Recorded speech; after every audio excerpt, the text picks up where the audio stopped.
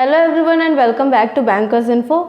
In this video I would be discussing all the questions asked in IBPS PO Mains GA section and यहाँ सारे 40 questions मैं discuss करूँगी and most of the questions के answer भी यहाँ पे लिख रखे हैं, तो वो भी आपको यहाँ मिल जाएंगे एंड जिसके नहीं है वो आप गूगल करके क्रॉस चेक कर सकते हो कि आपने सही किया है कि नहीं एग्ज़ाम में। तो सबसे पहले फर्स्ट क्वेश्चन की बात कर लेते हैं।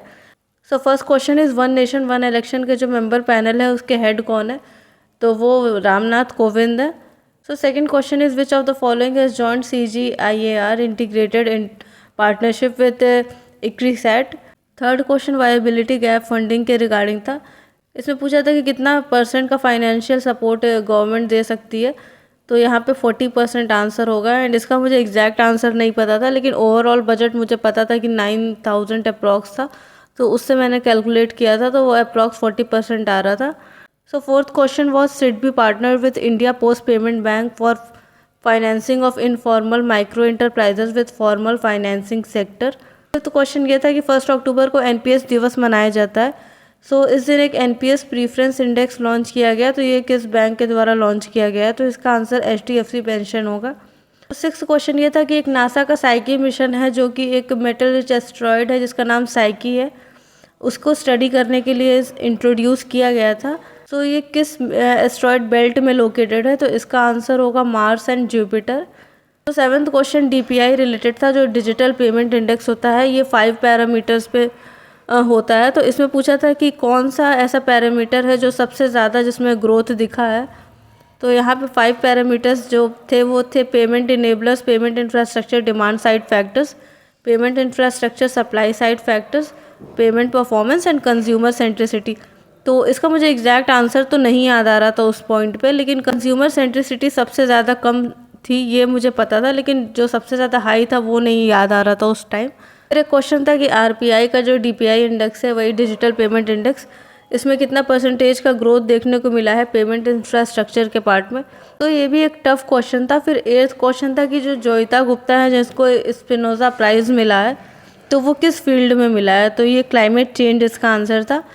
9th क्वेश्चन है कि ये काफ़ी इजी क्वेश्चन था, इसमें डायरेक्ट पूछा था कि 3D प्रिंटेड पोस्ट ऑफिस जो बेंगलुरु में इनॉग्रेट किए गए हैं ये किसने किया है, तो इसका आंसर L&T होगा एंड इसमें ऑप्शन में भी कंफ्यूज नहीं किया था, direct L&T and IIT Madras दिया था ऑप्शन में। फिर 10th क्वेश्चन था कि पिन कोड शॉपिंग ऐप जो है वो किसने लॉन्च की है ONDC प्लेटफॉर्म पे, तो इसका आंसर फ़ोनपे होगा। फिर 11th क्वेश्चन था कि किसने 9.99% स्टेक इंक्रीज़ किया है इंडसइंड बैंक में, तो इसका आंसर SBI म्यूचुअल फंड है। 12th क्वेश्चन था कि किस बैंक ने अभी नंबरलेस क्रेडिट कार्ड स्टार्ट किया है जिसमें CVV और एक्सपायरी डेट नहीं होता है, तो ये एक्सिस बैंक ने स्टार्ट किया है। 13th question was RBI has decided two phase out incremental cash reserve ratio in which manner, तो इसका आंसर होगा 25%, 25% एंड 50%। फिर 15th question was which of the following is a global initiative led by India, तो इसका answer होगा CDRI and ISA and global biofuel alliance, तो ये 3 होंगे और बाकी जो 2 ऑप्शन होंगे ये इसके आंसर नहीं होंगे।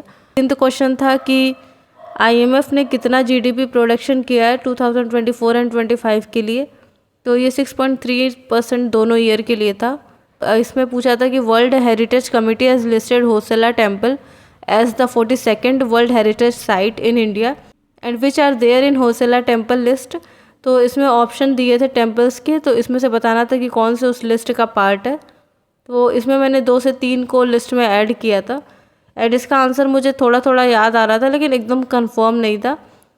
फिर अगर 18th क्वेश्चन की बात करें तो इसमें GLOF में O का फुल फॉर्म पूछा था, तो O का फुल फॉर्म यहाँ आउटबर्स्ट था, इसका पूरा फुल फॉर्म था ग्लेशियल लेक आउटबर्स्ट फ्लड।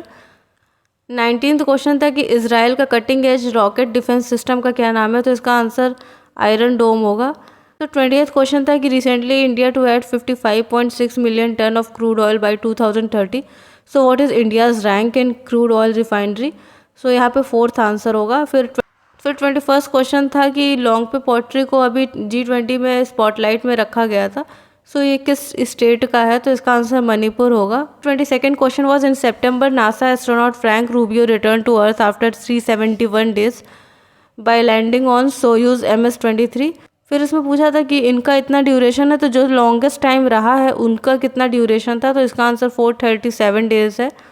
फिर 23rd क्वेश्चन था कि सबसे ज़्यादा जीएसटी कलेक्शन किस मंथ में हुआ है, अप्रैल से सितंबर के बीच में, तो इसका आंसर अप्रैल होगा।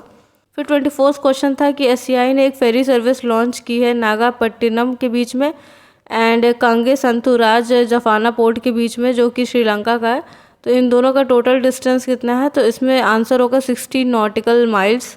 कि what is the name of the app of BIS to check hallmark, तो BIS केयर इसका आंसर था, ये ईजी था।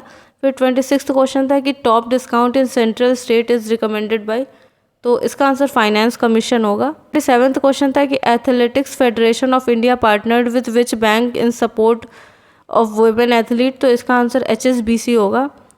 फिर 28th question is nobel peace prize is awarded in which country, so इसका आंसर ऑस्लो नॉर्वे होगा।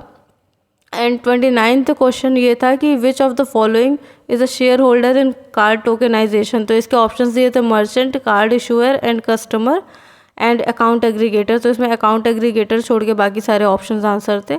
30th question ये था कि कौन सा ऐसा गेम है जिसको ओलंपिक 2028 में इंक्लूड नहीं किया गया है, तो इसका आंसर आपका बिलियर्ड्स था। Which of the following is a part of primary market, so इसके ऑप्शंस थे public issue, preference issue, right offering issue and bond issue, तो ये सारे ऑप्शन सही करेक्ट आंसर थे। फिर 32nd क्वेश्चन ये था कि which of the following is the top 3 brokering company in India as Groww overtakes Zerodha in broking market.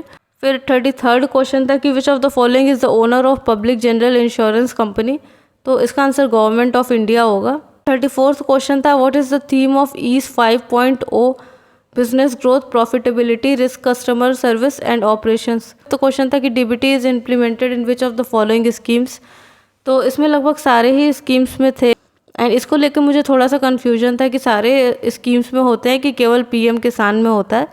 इसके बाद 36 क्वेश्चन था कि इंडिया और कौन सी country became the first countries outside the US to get access to generative search engine experience via Google search. फिर 37th question था कि which of the following is not the part of RBI high frequency index. 7th question था कि कौन से sector में सबसे ज़्यादा फ्रीक्वेंसी इंडेक्स में इंक्रीमेंट दिखा है, तो इसमें ऑप्शन था एग्रीकल्चर, MSME, पर्सनल लोन्स, तो पर्सनल लोन में सबसे ज़्यादा इंक्रीमेंट था। 38th क्वेश्चन में CSR से रिलेटेड कुछ क्वेश्चन पूछा था एंड इसका ऑप्शन ONGC, IOCL ऐसे करके कुछ था, तो इसका एग्जैक्ट क्वेश्चन मुझे नहीं याद है। फिर 39th क्वेश्चन था कि which of the following is not a part of DPT ecosystem, तो इसके option UPI, Aadhaar, DigiLocker and Kuber है, तो इसका भी आंसर मुझे श्योर नहीं है, इसको क्रॉस चेक करना होगा। फिर 40th क्वेश्चन की अगर बात करें तो RBI in October issued a cautionary to bank and NBFC regarding which type of loan, तो इसमें अनसिक्योर्ड रिटेल लोन्स आंसर होगा। सो ये सारे 40 क्वेश्चंस एग्जाम में आए थे एंड ये एग्जैक्ट क्वेश्चन है, थोड़ा बहुत स्टेटमेंट चेंज हो सकते हैं लेकिन क्वेश्चन एग्जैक्टली वही है एंड ऑप्शन भी लगभग सेम है। सो अगर आपको किसी भी क्वेश्चन में डाउट हो रहा है तो आप कमेंट सेक्शन में पूछ सकते हैं, या फिर अगर आपको कहीं पे भी इशू है तो आप गूगल पे चेक कर सकते हो एंड अपने स्कोर्स कैलकुलेट कर सकते हो। So that's all for today. Don't forget to like, share, subscribe to my channel Bankers Info.